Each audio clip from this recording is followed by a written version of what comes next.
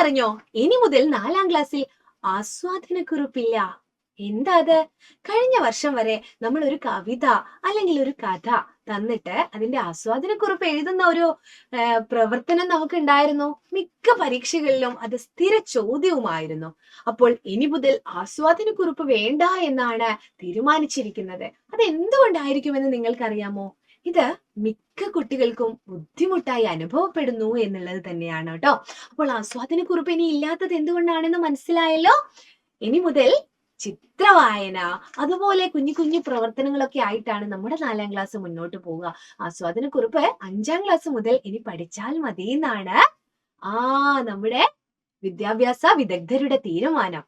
അപ്പോൾ ഏത് ഭാഗം വന്നാലും നമുക്ക് അടിപൊളിയായിട്ട് പഠിക്കാൻ സൈലത്തില് ഒരു ഓപ്ഷൻ ഉണ്ട്. എന്ന് നിങ്ങൾക്കറിയാമോ?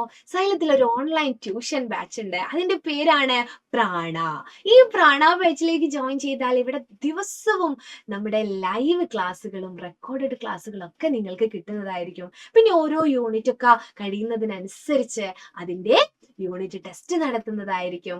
അടിപൊളി പ്രവർത്തനങ്ങളുമായിട്ട് നിങ്ങൾക്ക് പ്രാണ ബാച്ചിലൂടെ മുന്നോട്ട് പോകാം, പഠിച്ചു മിടുക്കരാവാം. LSS ഉള്ളതാണ്, മറക്കല്ലേ കേട്ടോ. അപ്പൊ താഴെ കാണുന്ന നമ്പറിൽ എല്ലാവരും ഒന്ന് കോൺടാക്ട് ചെയ്യുക. എന്നിട്ട് പ്രാണ ബാച്ചിലേക്ക് ഇപ്പൊ തന്നെ അഡ്മിഷൻ എടുക്കുക.